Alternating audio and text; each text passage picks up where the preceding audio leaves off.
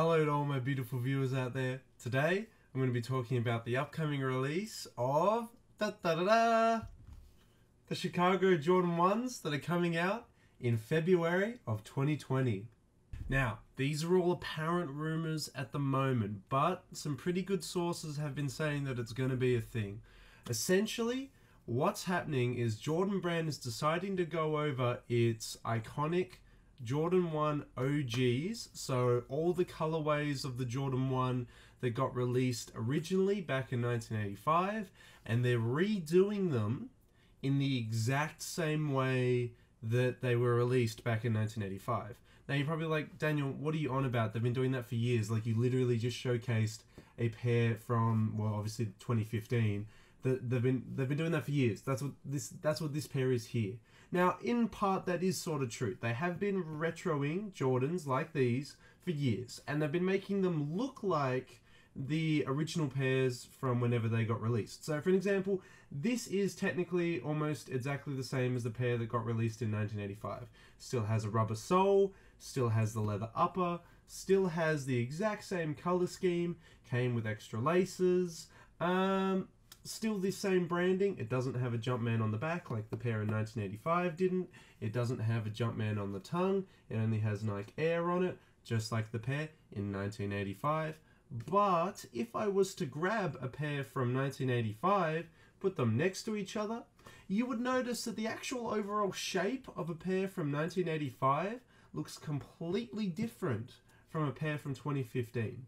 Now, that's the overall idea of what Nike's trying to do in its upcoming releases. So as I mentioned in a previous video way back, the Jordan 1 Breads, they're getting a re-release this year, right at the end of the year. I think it's Black Friday or sometime in November potentially. The release date on that is like super sketchy. It's like no one really knows, but as soon as we get closer to the release, we'll know. According to rumors, the bread ones that are coming around that time period, it's going to be the biggest Jordan 1 release ever. So they're going to be super general release, which is awesome because I want a pair, and I don't want to pay a huge resale for them. But I also want a pair mainly because they're going to be true to what they were in 1985, and I'm super keen on seeing how it is, how that fits, how is it different from a normal pair of Jordan 1s.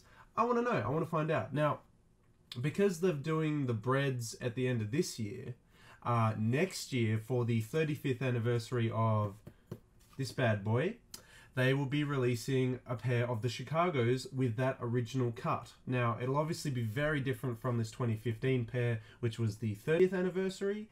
And yeah, that's the main reason why I'm super keen for it, because I want to see how they look. I mean, I'm more likely to see a pair of the 35th anniversary Chicago Jordan 1s than I am to see a pair of the original Chicago Jordan 1s in 1985.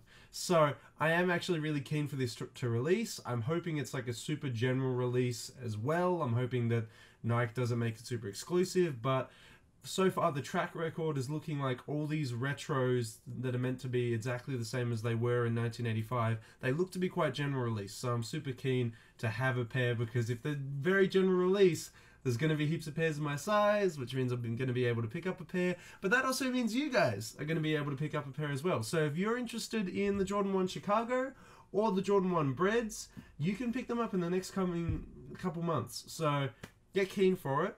I'm hoping that with this whole new, take that Jordan Brand's doing, and how they're deciding to re-release the Jordan 1s again, but in an OG cut, I personally think they should do that for all the OG Jordan 1 colorways. So I'm talking not just the Chicagos, the Breads, the UNCs, which, as you guys know, is his, North Carolina blue colorway.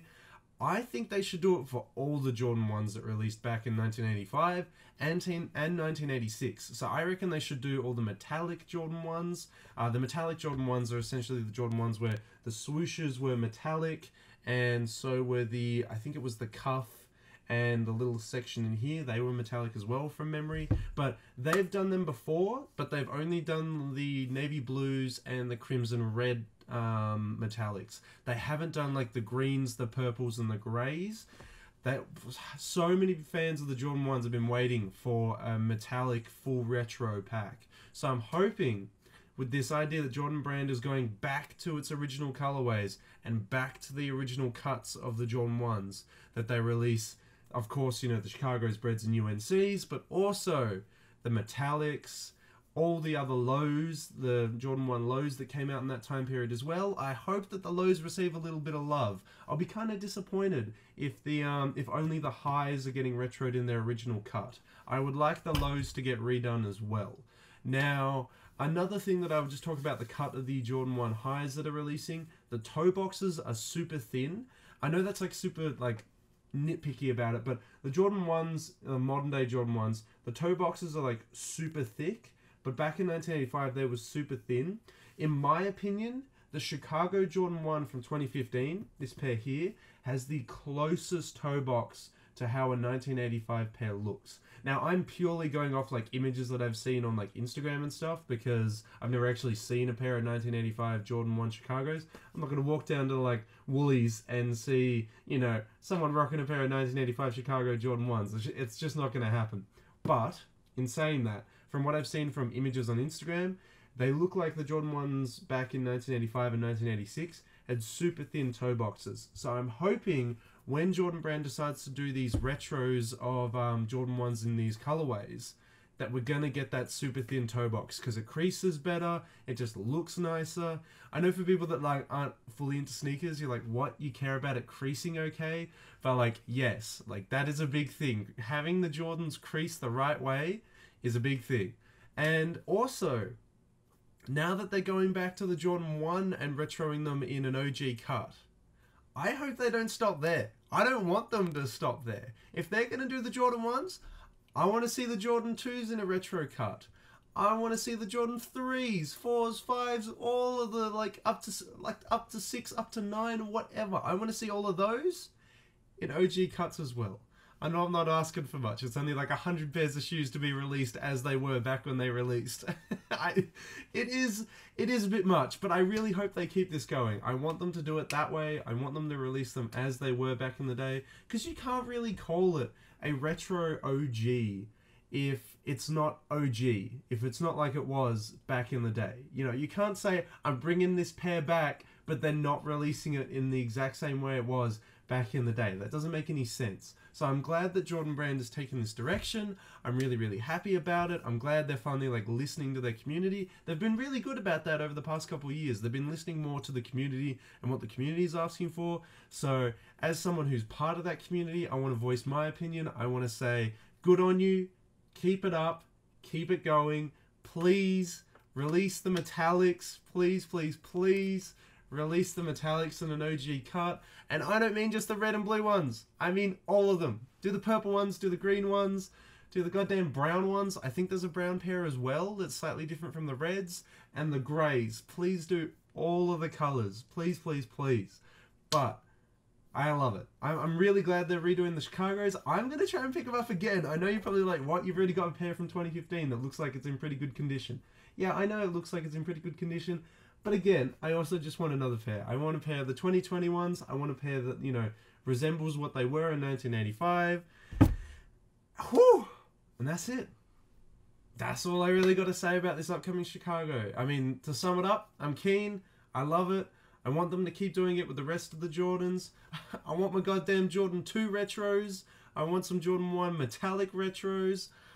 And that's about it, really. They're doing a pretty good job so far, Jordan Brand, these days. They're doing pretty good. They're doing pretty good. But I'm glad that they're doing what they're doing. I want them to keep it up. And that's about it, guys. As always, though, let me know in that comment section below. Are you keen for this upcoming Chicago release? Are you going to pick it up next year in February? Hopefully it doesn't get delayed. If anything, I wouldn't mind it getting pushed to January. You know, a bit of an earlier release would be nice. But I can understand that. That's okay. I want to know your thoughts, guys. You keen? You not keen? Let me know why.